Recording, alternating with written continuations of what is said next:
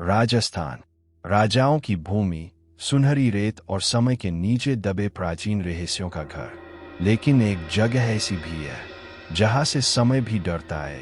एक शहर जो खंडहर बन चुका है, जिसे भुला दिया गया और जिसका नाम सुनकर ही रोंगटे खड़े हो जाते हैं। भांगर का किला। स्थानीय लोग इसे शापित कहते हैं और सदियों पहले जो हुआ था वह आज भी हर पत्थर, हर कोने, हर सन्नाटे में जिंदा है। 16वीं शताब्दी। भांगर फल फूल रहा था। उसका विशाल किला पहाड़ियों के बीच बसा गर्व से खड़ा था और उस राज्य का दिल थी राजकुमारी रत्नावती, जिसकी सुंदरता के आगे चांद भी शर्मिंदा हो जाता। उसकी आंखों में तेज था, दिमाग में राजनीति और तंत्र विद्या का ज्ञान। कितने ही राजा, राजकुमार उसका हाथ मांगने आए, पर कोई भी उसका दिल न जीत सका। लेकिन जंगल के अंधेरे में रहता था एक आदमी जिससे कोई टकराना नहीं चाहता था। तांत्रिक सिंगिया, एक जादूगर और एक ऐसा शख्स जिस पर रत्नावती का भूत सवार हो चुका था।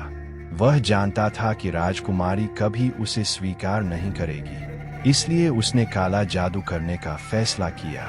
एक दिन रत्नावती की दासी बाजार गई। सिंगिया ने उसे देखा। उसने एक इत्र की शीशी पर मोहिनी मंत्र डाला। जो भी उसे लगाएगा वह सिंगिया का गुलाम बन जाएगा। पर राजकुमारी सिर्फ सुंदर नहीं, समझदार भी थी। उसे शक हुआ। उसने दासी से कहा कि इत्र को किले के बाहर पड़े एक पत्थर पर डाल दे। जैसे ही इत्र की बूंद पत्थर पर गिरी, वह कांपा, हवा में उठा और सीधा सिंगिया की तरफ बढ़ा, उसे कुचलते हुए। लेकिन मरते समय सिंगिया ने भांगर को श्राप दे दिया, यह किला खंडहर बन जाए, कोई भी छत यहाँ टिक न पाए। रात के समय यहाँ जो भी आएगा वह कभी वापस नहीं जाएगा। दिन बीते, फिर हफ्ते। किले पर एक अजीब सी खामोशी छा गई। छतें गिरने लगी, बार बार बनाई जाती और किसी अदृश्य शक्ति द्वारा ध्वस्त कर दी जाती। पशु मरने लगे, बच्चे बीमार पड़ने लगे। भांगर के ऊपर का आसमान हमेशा के लिए धुंधला हो गया, जैसे सूरज ने वहां चमकना छोड़ दिया हो। 1 साल बाद पूरा शहर खाली हो चुका था, बिना किसी युद्ध, बिना किसी कारण के, जैसे किसी ने उसे अंदर से खोखला कर दिया हो। आज भी भारतीय पुरातत्व विभाग ने भांगर के गेट पर एक चेतावनी लगा रखी है। सूर्यास्त के बाद और सूर्योदय से पहले प्रवेश वर्जित है। यहाँ तक कि कानून भी इस श्राप के आगे झुक जाता है। 3 दोस्त, कबीर, नेहा और रवि, भूत प्रेत में विश्वास नहीं करते थे। वे सोशल मीडिया के लिए डरावनी जगहों की वीडियो बनाते थे। एक सर्द शाम वे भांगर पहुंचे, ड्रोन, कैमरा और टॉर्च लेकर। स्थानीय चाय वाले ने चेतावनी दी, बेटा, अंधेरा होने से पहले निकल जाना। जो अंदर रहता है उसे जगाने की गलती मत करना। लेकिन उन्होंने हंसकर टाल दिया। गार्ड के जाते ही वे किले के पीछे छिप गए। चांद निकल आया, हवा का स्वर बदल गया। किला अब खंडहर नहीं लग रहा था, बल्कि जीवित लग रहा था। नेहा कैमरे पर, ओके, रात के 10 बजे, अभी तक कोई भूत नहीं दिखा, बस चमगादड़ और ठंडी हवा। रवि, रुको, तुमने वो आवाज सुनी? कबीर, कौन सी आवाज? वो फुसफुसाहट, शायद हवा का खेल है। तभी टॉर्च की रोशनी झपकी। नेहा ने पलटकर देखा। एक औरत सफेद पोशाक में दूर खड़ी थी, चेहरा पीला, आंखें जलती हुई। रत्नावती? नहीं, कुछ और, कुछ अधिक डरावना। रवि उसकी तरफ भागा और अंधेरे में गायब हो गया।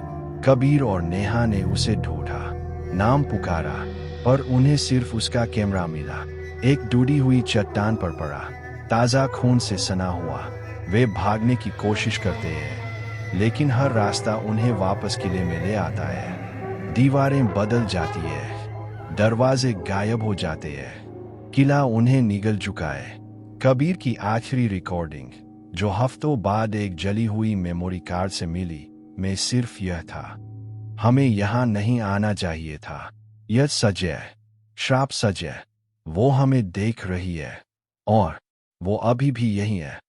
स्थानीय लोगों ने उस रात किले में रोशनी दी थी, चीखें सुनी जो इंसानी नहीं लगती थीं।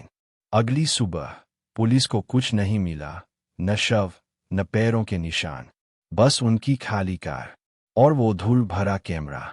और अब कुछ रातों में अगर आप भांगर के गेट के पास खड़े हो तो आपको दीवारों के पीछे छायाएं दिख सकती है, पत्थरों पर पैरों के निशान सुनाई दे सकते हैं। कोई कहता है यह राजकुमारी है जो हमेशा के लिए फंसी हुई है। कोई कहता है यह सिंगिया है जो अपने श्राप को दोहराता रहता है, और जो भी उसकी नींद में खलल डालता है उसे वो खा जाता है। तो अगर कभी भांगे जाओ, सूरज ढलने से पहले निकल जाना, क्योंकि अंधेरा होते ही आप मेहमान नहीं रहते, आप श्राप का हिस्सा बन जाते हैं। यह थी भांगर के किले की कहानी, एक ऐसा श्राप जिसने समय को भी मात दे दी, और कुछ जगह जिन्हें छोड़ देना ही बेहतर है।